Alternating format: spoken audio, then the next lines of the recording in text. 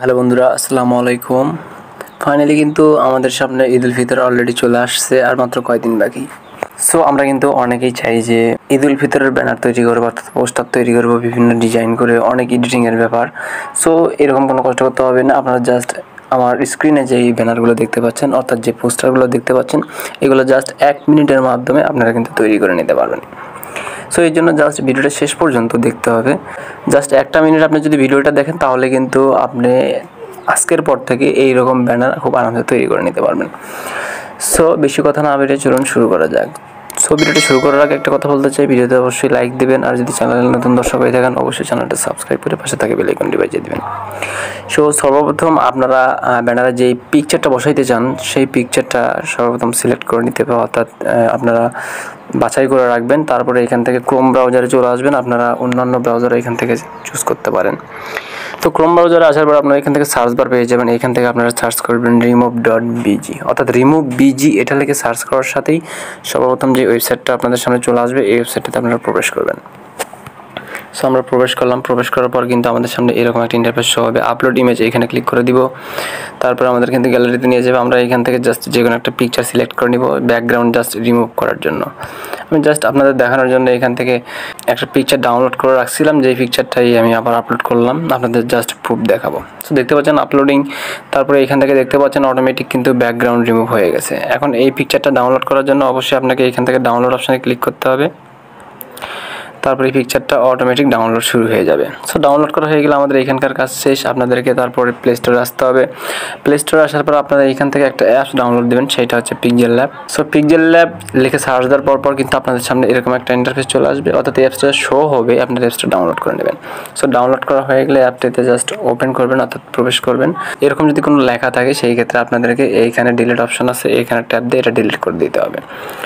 So delete করে দেওয়ার পর আপনারা গুগল ড্রাইভের লিঙ্ক পেয়ে যাবেন আমার এই ভিডিও ডিসক্রিপশন বক্সে। সেইখান থেকে আপনারা কিছু ঈদের ব্যানারের টেমপ্লেট পেয়ে যাবেন, যেই টেমপ্লেটগুলো আপনারা ডাউনলোড করে নিতে পারবেন। সো ডাউনলোড করে আপনাদের যেইটা ভালো লাগে আপনারা সেটা কিন্তু ইউজ করতে পারবেন। আমি জাস্ট আপনাদের দেখানোর জন্য এখান থেকে যে কোনো একটা টেমপ্লেট ইউজ করবো। সো এখান থেকে সিলেক্ট করে দিলাম, সেখানে আপনারা 4-5টা পেয়ে যাবেন। সো এইখানে জাস্ট আপনাকে একটা পিকচার অ্যাড করতে হবে, সেটা হচ্ছে যেটা আমরা ব্যাকগ্রাউন্ড রিমুভ করলাম সেই পিকচারটা ডাউনলোড করতে হবে। এখান থেকে জাস্ট মাঝখানে যে অপশনটা আছে এটা সিলেক্ট করে দেবেন। তারপরে এখান থেকে ইম্পোর্ট অপশন আছে, এখানে আপনাকে ট্যাপ করে দিতে হবে।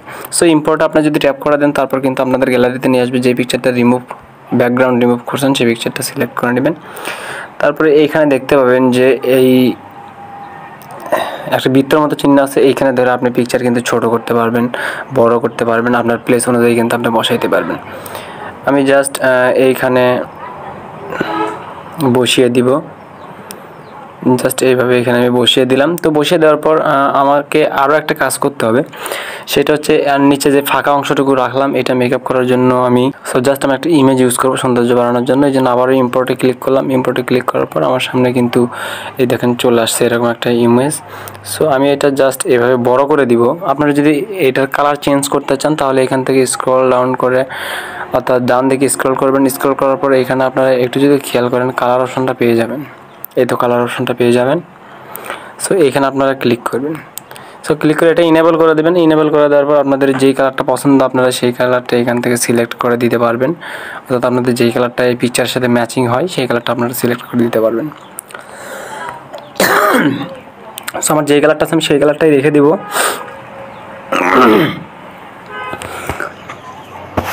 এখন আমাকে একটা কাজ করতে হবে, সেইটা হচ্ছে এইখানে আপনার নাম আপনি লিখতে পারবেন। সো নাম লেখার জন্য আপনাকে অবশ্যই একদম ডান পাশে উপরের দিকে দেখতে পাবেন প্লাস আইকন। সো এইখানে ক্লিক করতে হবে। প্লাস আইকনে ক্লিক করে এখান থেকে জাস্ট টেক্সট অপশনটা সিলেক্ট করে নিতে হবে। তারপর এখানে কিন্তু টেক্সট একটা চলে আসবে। সো এখানে ডাবল ট্যাপ করবেন, করে এখানে জাস্ট আমি ওমরের নামটাই দিচ্ছি, কারণ আমি তার পিকচারটা ইউজ করছি।